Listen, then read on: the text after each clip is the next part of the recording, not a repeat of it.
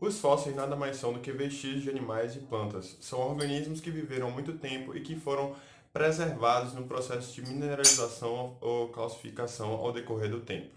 Esses fósseis eles podem ser encaixados em fósseis que são vestígios literalmente de animais, como partes do corpo, que foram mineralizadas, ou eles podem ser vestígios que indicam a presença desses animais, como é o caso de pegadas, a presença de plantas ou de bactérias e por aí vai.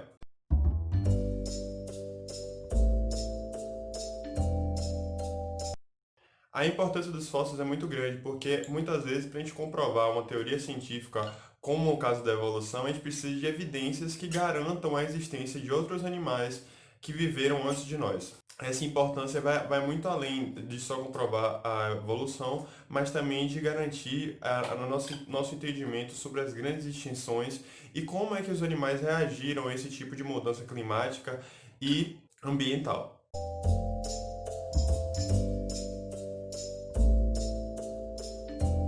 Os tipos mais comuns de fósseis vão variar bastante. Os fósseis são muito difíceis de se formar. Eles precisam de condições de temperatura, pressão, condições ambientais de maneira geral, que preservem esses ossos, principalmente os ossos, porque eles são as partes duras.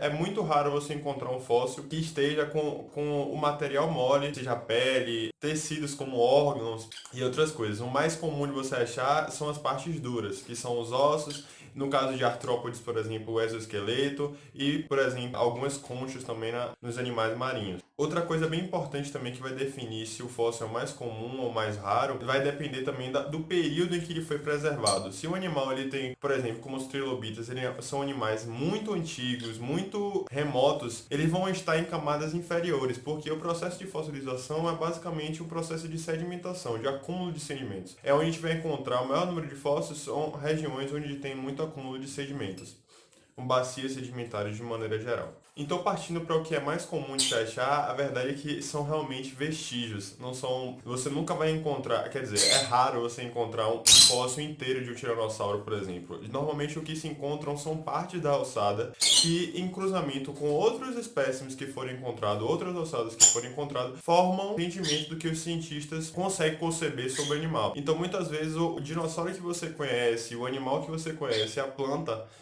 fossilizada, ela é também derivada de uma suposição acerca desse tema. Então, é muito raro você encontrar isso. O que é mais comum, e o que a gente está querendo falar aqui, é você encontrar pedaços de ossos, pedaços de dentes, justamente as partes duras, que vão preservar por mais tempo essas condições. Mas mesmo assim, é bem complicado de entender, porque muitas vezes a gente não espera encontrar um fóssil. Você está andando num pasto, por exemplo, um pasto onde é comum você achar ossada de gado, e você acha um osso que parece de uma costela de gado, você pode confundir com fóssil, porque eles podem aflorar a qualquer momento. Apesar de ser o mais comum a gente encontrar animais ou organismos de períodos mais recentes, apesar de ser mais fácil a gente encontrar apenas vestígios, pedaços, é possível sim você encontrar uma ossada bem completa. Acontece isso com peixes, e existe um peixe, por exemplo, muito famoso por ter uma ossada bem completa, e isso também não é incomum para dinossauros, principalmente para aqueles dinossauros encoraçados, porque eles conseguiram formar uma camada de osso que seria na parte externa do corpo. Isso fez com que fosse mais fácil preservar esses animais.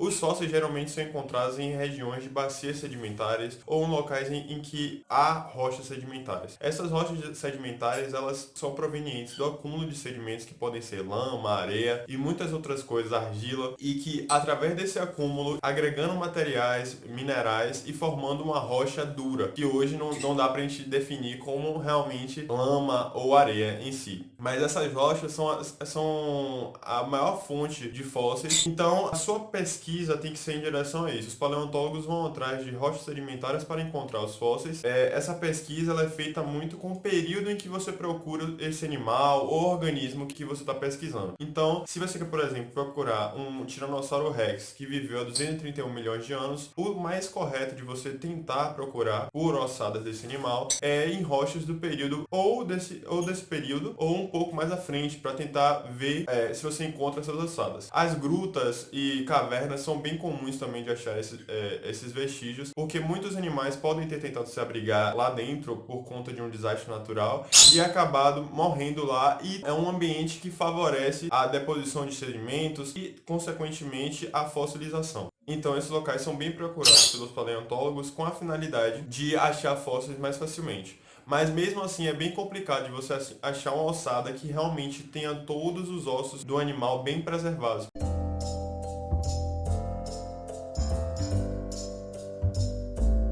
E agora, se eu encontrei um fóssil, o que é que eu posso fazer? A primeira coisa a dizer é que existe uma lei no Brasil e que define que os fósseis são propriedades da União. Então, mesmo que o fóssil esteja no quintal da sua casa, da sua fazenda, ele é pertencente ao Estado, ao governo. É importante que a gente direcione esses materiais, porque eles têm contribuições científicas muito importantes a fazer. Então, se você encontrar um fóssil na sua propriedade privada, você tem 3 opções. A primeira é o Departamento Nacional de Produção Mineral. Esse departamento é focado em administrar esses materiais para eles serem coletados e armazenados nos locais específicos para posteriormente fazer estudos. A segunda opção são os museus nacionais. Eles são geralmente os lugares onde os fósseis ficam armazenados e onde os principais pesquisadores vão lá buscar informações. A terceira opção são as universidades. As universidades geralmente têm profissionais qualificados que farão o papel de coleta desse material e posteriormente o estudo. Eu espero que vocês tenham gostado. Se você gostou, compartilhe com seu amigo que gosta de fósseis e sempre teve essa dúvida. Por favor, deixe seu gostei. Principalmente se inscreva no canal. Se você tiver gostado do conteúdo, tiver visto alguns vídeos aqui do canal e te interessou, pode ficar aqui também que você vai ter muitas informações interessantes no futuro. E a gente vai ficando por aqui. Tudo de bom pra vocês e tchau!